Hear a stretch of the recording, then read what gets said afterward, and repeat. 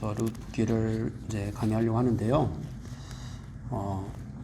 제가 이제 처음 이 룻에 대한 이야기를 이제 들었을 때가 이제 저는 선명하게 기억이 남아 있거든요.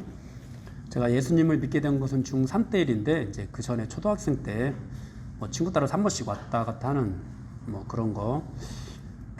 유치원도 들어가기 전에 가장 처음에 그냥 여름 성경학교 때 한번 동네 누나가 데리고 가가지고 나갔던 교회가 여기 고현교회였고요.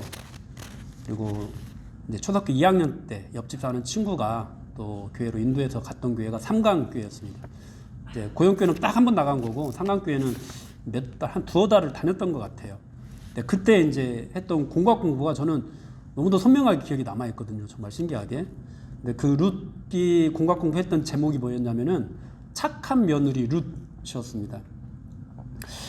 뭐 그때 했던 뭐 모세의 이야기나 또 기드온이나 뭐 입다, 에훗 뭐 이런 사람들의 이야기를 했던 것으로 제가 이제 기억을 하는데, 이 제목에서도 우리가 이제 주제가 무엇인지, 그때 배웠던 주제가 무엇인지 딱 느껴지잖아요. 효라는 그런 주제로 공과 공부를 했던 기억이 나는데, 사실 룻기의 주제가 효는 아닙니다. 사람들이 하나님을 왕으로 섬기지 않던 시대, 각기 자기 소견에 옳은 대로 행하던 그때 한 가정의 정말 비극적인 이야기를 통해서 나타나는 그 하나님의 긍휼, 헤세드라고 이제 표현이 되는데, 인애가 바로 이 룻기의 주제입니다. 하나님의 은혜인 거죠. 이 룻기에 등장하는 인물들은 하나같이 하나님을 찬양합니다. 하나님이 고난을 주시고 또 기쁨도 주신다고 고백을 하고, 그렇게 뭐 나오미도 하나님께 대한 어떤 원망도 있지만은 또 나중에 찬양하는 모습들 보이고, 보아스도 또 하나님을 인정하고 찬양하는 그런 모습들이 보이는데, 근데 사실 우리가 이 룻기를 보면서 또 알게 되는 건 뭐냐면은 정작 하나님은 등장하지 않는다라는 겁니다. 하나님을 고백하는 그런 하나님으로서 등장을 하는데, 뭐 하나님이 이르시되, 하나님께서 말씀하시되 이런 식으로는 나오지 않는다는 거죠. 또는 뭐 하나님이 선지자를 보내서 어떤 말씀을 주신 그런 식으로는 나타나지 않는다는 거죠. 굉장히 특이한 그런 성경이거든요. 성경 중에서 이제 룻기하고 그 에스더서가 약 그런 성격을 가지고 있습니다. 그래서 여기서 우리가 느낄 수 있는 것은 뭐냐면은 하나님이 전혀 등장을 하지 않아요. 하나님께서 어떤 역사도 일으키신다고 이렇게 표현되어 있지 않아요. 그렇게 하나님이 없는 것 같은 시대, 하나님이 보이지 않는 것 같은 시대, 하나님께서 어떤 일도 하지 않는 것 같은 그냥 평범한 한 가정에서 일어나는 그런 일들 가운데서 하나님께서 함께 하신다. 하나님께서 인애를 베푸신다. 하나님께서 긍휼을 베푸신다. 이거를 이제 우리에게 보여주는 거거든요. 여러분, 우리의 삶도 얼마나 평범합니까? 여러분, 이 중에서 뭐 가장 유명한 또는 뭐 가장 잘 나가는 사람이 누구일까요? 그렇다 해도 정말 평범한 사람 중에 평범한 사람일 겁니다. 여기 있는 사람들은. 그리고 뭔가 하나님께서 뭔가 뭐 나타나셔서 뭔가 말씀을 주신 것도 아니고, 또 뭐 뭔가 특별한 부르심을 준 것도 아니고, 그냥 평신도로 그냥 평범하게 살아가고 있는 여러분들인데, 그런 와중에서 또 어떻죠? 오늘 본문에 나온 이 사람들처럼 자기 소견에 옳은 대로 그렇게 살아가거든요. 그런데 하나님께서 함께 하신다는 거죠. 하나님께서 인애를 베푸신다는 거죠. 그렇게 함께 하시는 그런 하나님을 만나볼 수 있었으면 좋겠습니다. 여러분, 하나님은요, 뭐 모세와 같은 그런 선지자들을 통해서만 일하시는 것이 아닙니다. 하나님은 뭐 다윗 왕과 같은 그런 위대한 왕을 통해서만 일하시는 것이 아닙니다. 하나님은 너무도 평범한 여러분들을 통해서도 일하고 계시고 역사하고 계십니다. 여러분, 룻기 마지막에 등장하는 사람이 바로 다윗이거든요. 그 평범한 삶의 끝에 다윗이 등장해요. 여러분, 평범한 여러분들의 삶의 끝에 위대한 누군가가 항상 있어요. 위대한 누군가가 항상 있습니다. 그렇기 때문에 우리가 이 삶을 대충 살아서는 안 되는 거예요. 이 삶을 정말 소명 다해서, 사명 다해서 살아야 되는 거예요. 왜냐하면 우리의 인생의 끝에 반드시 다윗과 같은 그 위대한 인물이 등장을 하기 때문이에요. 우리는 평범해 보이지만 여러분, 하나님의 역사는 절대 평범하지 않습니다. 여러분들의 인생은 평범하게 그냥 끝나버리는지 모르지만 여러분들 통해서 이 구속의 역사를 이루어 가시는 이 하나님의 역사는요, 절대 평범하지 않습니다. 왜냐하면 반드시 그 끝에 다윗이라는 사람이 등장을 하기 때문입니다. 그렇게 인내로, 하나님의 인내로 여러분들이 이끌어 가시는 이유가 바로 거기에 있는 거죠. 하나님께서 우리에게 그런 긍휼을 베풀어 주시는 이유, 바울을 부르신 이유가 다른 사람을 구원하기 위해서였던 것처럼 우리에게 그런 인내를 베풀어 주시는 이유, 바로 다윗과 같은 그런 위대한 사람을 만들어 가기 위해서인 거죠. 모세와 같은 그런 위대한 사람을 탄생시키기 위해서인 거죠. 그래서 우리 정말 평범하지만, 정말 하나님이 없는 것처럼 보이지만, 누구에게도 자랑할 수 없는 그런 평범함으로 하나님이 나와 함께 하시지만, 여러분 절대 작다고 할 수 없습니다. 오늘 이제 본문으로 들어가면은요, 1절에서 사사들이 치리하던 때라고 이렇게 시작을 합니다. 이 시대적인 배경이 사사 시대임을 보여주고 있는데요. 여러분, 사사 시대가 어느 시대죠? 우리가 뭐 너무도 많이 들어왔던 그 표현, 하나님이 왕이 없었고 사람마다 자기 소견에 옳은 대로 행하던 그런 시대가 바로 사사 시대입니다. 왕이 세워지기 전에, 이스라엘 백성들이 가나안 땅을 점령하고 왕이 세워지기 전에 하나님께서 사사들을 통해서 이스라엘을 다스렸던 그런 시대입니다. 여러분, 이때 뭐 많은 사사들이 있었고 그 사사들을 통해서 하나님께서 이스라엘 백성들을 구원해 주시고 또 다스려 주시고 했는데, 정작 이 사사기의 끝에 가서 왕이 없었다라고 또 표현을 하고, 그래서 자기 소견에 옳은 대로 행했다고 표현을 하는데요. 그런데 사실 이 시대에 왕이 없었던 것은 아닙니다.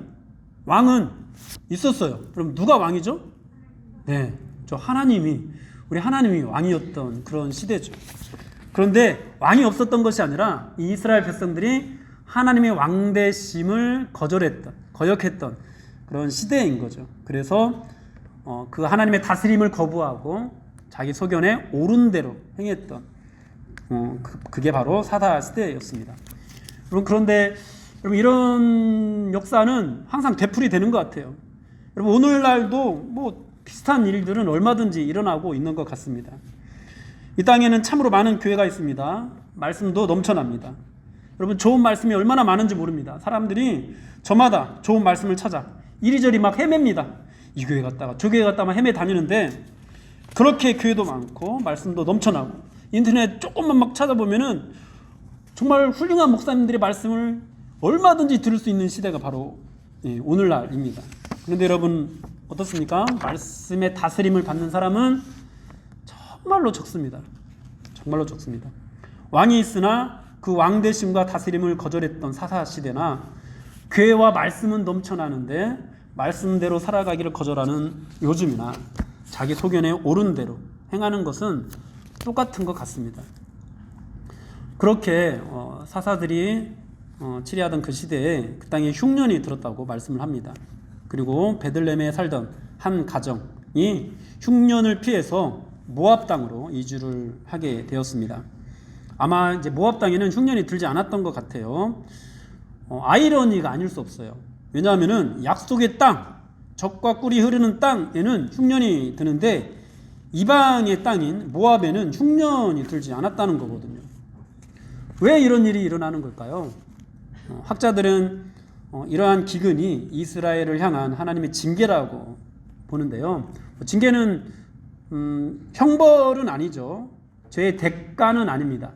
하나님께서 자기 백성들을 고치시기 위해서 허락하시는 하나님의 사랑이 징계인데요. 하나님의 징계가 주어질 때 하나님의 백성들은 하나님의 뜻 앞에서 자신의 뜻을 돌이키고 하나님께 돌아가기를 힘써야 합니다. 그러나 꼭 징계로만 이런 일들이 일어나는 것은 아닙니다. 때로는 하나님께서 하시는 일, 하나님이 하시는 일을 나타내고자 이런 일을 또 보여주시는 경우도 있습니다. 이런 경우에 이제 예수님께서 소경의 눈을 고치셨던 것처럼 우리도 그리스도를 나타내고 그리스도를 의지함으로 정말 우리 가운데도 회복의 역사가 일어나는 것들, 하나님의 선하신 능력이 나타나게 하는 것들을 우리가 행할 수 있어야 되겠죠. 어쨌든 징계 때문이든지 또는 하나님이 하시는 일을 나타내고자 하심이든지 하나님께서 약속하신 이 약속의 땅, 젖과 꿀이 흐르는 땅, 그러니까 우리가 뭐 믿음으로 살아가기 위해서 애쓰고 있는, 교회 다니면서 있잖아요. 애쓰고 있는 이런 상황 가운데 그 땅에 흉년이 찾아오기도 한다라는 것입니다. 딱 믿지 않는 사람들 세상을 딱 돌아보면은 그들은 잘 먹고 잘 사는 것 같은데 이렇게 교회에 나오면서 열심히 애쓰고 있는데 우리에게는 이런 흉년이 찾아온다는 거죠. 혹시 여러분들 가운데도 믿음으로 살기를 힘쓰는 가운데 어떤 고난을 겪고 있는 분들이 있습니까? 여러분들을 돌이키게 하기 위한 그런 징계일까요? 아니면 여러분들 가운데서 어떤 막 회복의 어떤 역사들을 보여주시기 위한 어떤 그런 하나님의 뜻일까요? 그 이유가 무엇이든지 간에 사실 우리가 해야 되는 일은 동일합니다. 하나님께로 돌아가든지 그리스도를 붙잡든지 똑같죠. 우리는 말씀을 붙잡아야 되고 그리스도를 의지해야 됩니다. 그 모든 순간 우리에게 닥치는 그 모든 고난 가운데서 우리가 해야 되는 것, 하나님의 왕되심을 다시 한번 인정하고 하나님의 다스림을 수용하는 것, 그래서 그분께 순종하는 것, 이것이 우리가 해야 되는 일인 거죠. 그런데 이 엘리멜렉은 그렇게 하지 못했습니다. 그런 고난이 있을 때 그가 선택했던 것은 바로 모압으로 가는 것이었습니다. 여러분, 모압이 어떤 땅이죠? 모압이 여러분 누구인지 혹시 아십니까? 모압은요, 원래 그 아브라함의 조카인 롯의 자녀들입니다. 롯이 그의 딸들과 동침해서 낳은 모압과 암몬이 있는데요. 그 후손이 이제 살고 있는 곳이 바로 모압 땅인 거죠.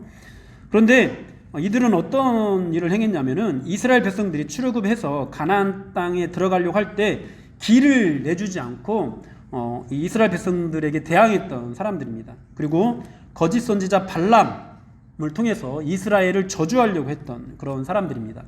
또 음란한 신 그모스라는 음란한 신을 섬기고 있기도 했습니다. 여러분, 하나님께서 이들에 대해서 하신 말씀이 또 있어요. 그 말씀이 어떤 거냐면요, 신명기 23장 3절 말씀 한번 보도록 하겠습니다. 다 같이 읽겠습니다. 시작. 암몬 사람과 모압 사람은 여호와의 총회에 들어오지 못하리니 그들에게 속한 자는 10대뿐 아니라 영원히 여호와의 총회에 들어오지 못하리라. 아멘. 여러분, 그냥이 아니고 영원이라고 하나님 말씀하셨어요. 영원히 여호와의 총회에 들어오지 못할 거라고 한 사람들이 바로 모압 사람입니다. 그러니까 하나님의 백성이라면은 영원히 멀리해야 되는, 영원히 가까이 하지 말아야 되는 그런 사람들인 거죠. 그런데 흉년이 들자 유다 베들레헴의 한 사람인 엘리멜렉이 그의 처자와 함께 이 모압 땅으로 가버린 겁니다. 예수 믿는 사람이 먹고 사는 문제로 인해서 어려움을 겪게 되자 절에 들어가고 성당에 가고 신천지 교회에 나가고 이런 것과 흡사한 거예요. 그러니까 있어서는 안 되잖아요. 그런 일이 누가 예수 믿는 믿음을 버린 것도 아니고 예수 잘 믿고 막 있는데 예수 안 믿는다고 말하지도 않아요. 그런데 너무 먹고 살기 힘드니까 절에 갔어요. 무슨 사연에서는 어떻게 거기에 가면 먹을 것이 있어가지고 그냥 갔어요. 성당으로 가요. 막. 여러분, 이런 일은 사실 사정이 딱한 것을 우리가 이해할 수는 있겠지만은 우리가 택해서는 안 되는 선택지잖아요. 여러분, 더군다나 이 엘리멜렉이라는 사람의 이름이요, 이 이름에 뜻이 있어요. 뭐냐면요, 하나님은 왕이시다라는 그런 이름을 갖고 있어요. 그러니까 우리로 치자면은 신앙적인 이름을 갖는 사람들 많잖아요. 믿음이라고 짓는 사람도 있고, 찬양, 소망, 사랑, 하람, 하민이, 영광이, 예찬이 얼마나 많습니까? 그런 기독교 어떤 믿음으로 지은 그런 이름들이 얼마나 많습니까? 그런데 이름이 이제 제가 김씨니까 김믿음인데 절에 갔어요. 절에 가서 막 절하고 있어요. 그 절에서 하는 사람들과 어울리고 있어요. 제 이름이 김찬양인데 저기 신천지 교회 나가가지고 거기서 막 사람들하고 박수 치고 있어요. 여러분, 있을 수는 없는 일이잖아. 이름도 그냥 이름 자체가 그렇게 야는 그리스도인인가 보구나. 야네 부모님은 그리스도이구나. 하나님의 백성이구나. 이름 자체가 나타내고 있는데 딴 데 가서 딴짓을 한다는 거 여러분 정말 있어서는 안 되잖아요. 그런데 지금 엘리멜렉이 그렇게 하고 있습니다. 왜 이런 일이 벌어졌어요? 이스라엘에 왕이 없었기 때문에. 그러니까 정확하게 말하면은 이 사람들이 하나님의 왕되심을 인정하지 않았기 때문에, 하나님의 뜻을 따르지 않고 자기 소견에 옳은 대로 행하고 있기 때문입니다. 사랑하는 여러분, 이런 일들은 뭐 먼 나라, 오래전 먼 나라에서만 일어나는 그런 일들이 아닙니다. 뭐 과거에도 계속해서 일어나고 있었고 오늘날에도 계속해서 일어나고 있는 일들입니다. 그리스도인들도 하나님의 왕되심을 거절하고 하나님의 뜻을 따르기보다 자기 소견에 옳은 대로 행하면은 엘리멜렉과 같이 그런 선택들을 하게 되는 거예요. 여러분, 그리스도인이 여러분 어떤 사람입니까? 그리스도를 믿는 사람들이잖아요.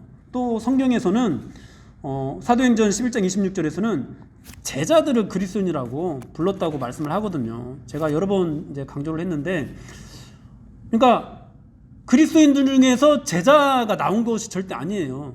그러니까 성경대로라면은 제자들을 그리스도인이라고 부르기 시작했다고 말씀을 하고 있거든요. 그러니까 제자가 곧 그리스도인이에요. 그러니까 그리스도인은 다 제자인 거예요. 우리는 개념을 이상하게 가지고 있어가지고 예수 믿는 사람들 중에서 조금 더 열심히 있는 사람들이 성경도 배우고 해서 뭐 제자가 된다 이렇게 생각을 하는데 그게 아닌 거죠. 제자를 그리스도인이라고 하는 거지 제자가 아닌 사람을 그리스도인이라고 하지 않는 거예요. 그러니까 우리가 그리스도인이라면 예수님의 제자라는 뜻이거든요. 그런데 예수님의 제자라는 그런 이름을 가진 우리가 하나님은 왕이시다라는 뜻을 가진 엘리멜렉이 하나님의 다스림을 거절했던 것처럼 말씀에 순종하기를 거절하면은 우리도 모르는 사이에 그저 먹고 사는 문제에 치우쳐서 쉽게 믿음을 저버리는 그런 일들을 저지르게 된다라는 거죠. 우리는 예수님의 뜻을 따라 살아야 합니다. 하나님의 말씀인 성경에 최고의 권위를 두고 순종하는 삶을 살아야 됩니다. 그런데 너무도 많은 경우에 우선순위가 바뀌어 버립니다. 특히 자녀 교육의 문제에 있어서 얼마나 많이 우선순위가 바뀌는지 모릅니다. 여러분, 그러면 어떻게 되죠? 이스라엘 백성들에게 하나님께서 하신 일, 징계를 이제 사사기 보면은 징계를 반복적으로 하나님께서 내리셨죠. 그리고 그런 와중에 또 이스라엘 백성들은 하나님께 울부짖는 순간도 있었지만은 엘리멜렉이 모압 땅으로 가버린 것처럼 그렇게 자기 소견에 옳은 대로 그냥 그렇게 행하게 되었습니다. 여러분, 이것이 정말 아무것도 아닌 것처럼 보이지만요. 엘리멜렉 한 사람이 그렇게 가버린 것으로 우리가 치부해 버릴 수가 없는 굉장히 심각한 문제입니다. 여러분, 엘리멜렉이 모압 땅으로 간 것, 이것이 왜 문제가 되냐면요. 하나님께서는 이 출애굽과 이 광야 생활을 통해서 이스라엘 백성들에게 사람이 떡으로만 사는 것이 아니라 하나님의 말씀으로 사는 것이라고 훈련을 하셨습니다. 그리고 그것을 계속해서 가르치라고 귀에도 새기고 이마에도 새기고 계속해서 자녀들에게 가르치라고 그렇게 강조를 하셨습니다. 그렇게 이스라엘 백성들을 구원하시고 하나님의 백성으로 삼으시고 하나님의 제사장 나라로 세우셔서 하나님께 이루시고자 했던 것은 뭐냐면은 온 인류를 구원하려는, 천하 만민이 복을 받게 하려는 그런 하나님의 뜻이 있었거든요. 그러니까 또 이들을 통해서 하나님께서 메시아를 또 약속하셨습니다. 그러니까 이 이스라엘 백성들은 메시아를 탄생시켜야 되는 그런 백성이에요. 그래서 절대로 이방 민족과 섞여서는 안 됩니다. 왜냐하면 혈통을 유지해야 되니까요. 절대로 다른 어떤 믿음이나 다른 어떤 우상들이 들어와서도 안 됩니다. 하나님을 섬기는 이런 믿음을 여러분 가지고 있어야 되는 그런 민족입니다. 하나님께서 그 구원의 계획을 가지고 그렇게 이들을 통해서 메시아가 나오게 하고 또 메시아가 나오게 함을 통해서 온 인류가 복을 받게 하려는 이런 뜻을 가지고 있는데 거기에 자꾸만 우상이 들어온다든지 아니면 이들이 이방 민족과 결혼해서 자꾸만 혼혈족이 되어간다든지 하면은 그 계획이 차질이 생기는 거예요. 여러분들이 자녀를 교육하면서 이 자녀를 성공시키기 위해서 뭔가 학원에도 보내고 하는데 학원에 간 줄 알았는데 이놈 자식이 PC방에 가 있어요. 여러분 얼마나 답답합니까? 그러지 않습니까? 하나님께서 이들을 통해서 좋은 대학에 보는 것보다 훨씬 더 위대한 일을 계획하시고 그렇게 막 세밀하게 온갖 정성을 가지고 정말 머리카락 하나, 모든 사람의 머리카락 하나하나까지도 세시는 그런 어떤 집중력으로 돌보시면서 인도해 가시고 막 그렇게 하시는데 여러분 딴짓을 하고 있어요. 그러면은 이 구원의 계획이 막히는 거거든요. 그럼 구원의 계획이 막히면 또 하나님은 또 다른 방법들을 막 생각해야 되고 이렇게 되는 거거든요. 그러니까 이게 단순한 그런 문제가 아닌 거예요. 하나님의 구속사에게 심각한 위기인 거죠. 이스라엘 백성들이 자기 소견에 옳은 대로 행하는 것은요.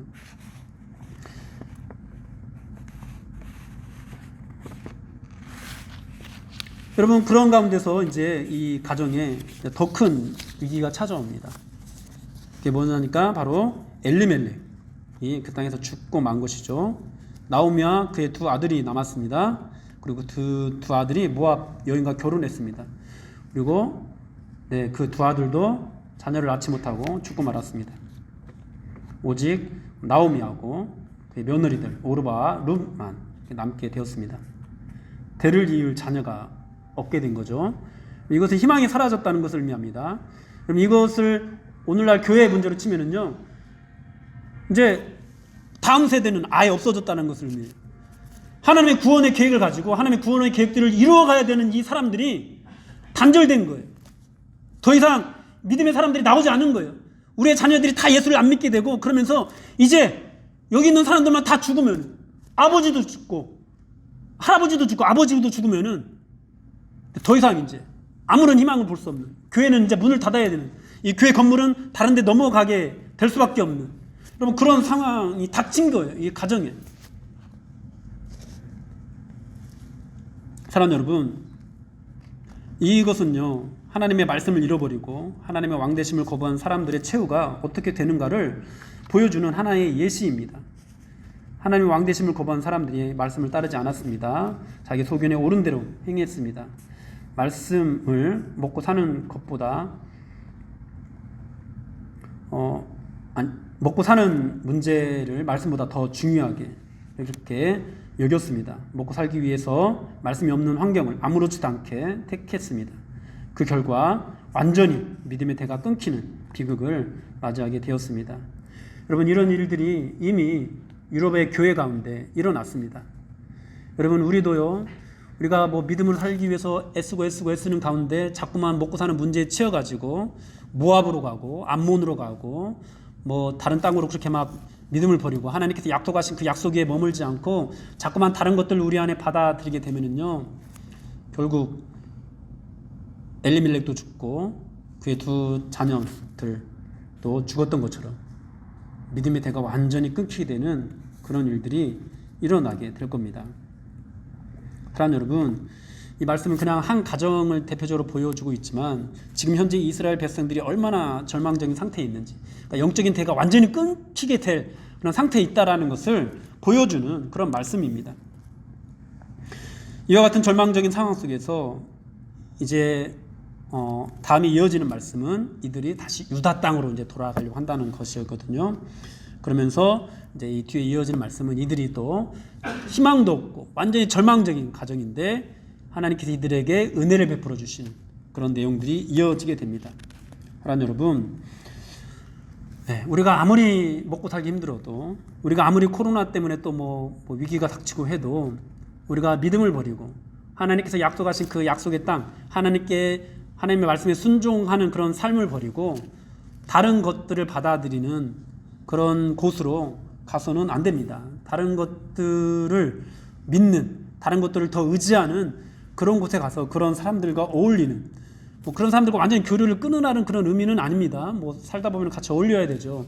그런데 우리가 그들의 사고를 받아들이고 그들의 가치를 받아들이고 그래서 그들의 가치관을 우리 삶에 완전 적용시키면서 그렇게 살아가서는 안 된다라는 거죠. 그렇게 되면은 오늘 엘리멜렉과 또 그의 두 아들이 죽었던 것처럼, 이 말론과 기럧이 죽었던 것처럼 여러분 우리도요 결국 교회 가운데 할아버지 세대도 다 죽고 아버지 세대도 다 죽고 이제 예수 믿지 않는 영적인 생명이 완전히 끊어진 그런 세대들만 남아서 교회 안에 앉아 있게 될 겁니다. 이것은 절망이죠. 엘리멜렉은 베들레헴에 머물러 있었어야 합니다. 비록 중년이 들어서 먹고 살기 힘들어졌다 하더라도 그럼에도 불구하고 유다 땅에는 여전히 하나님의 은혜가 있습니다.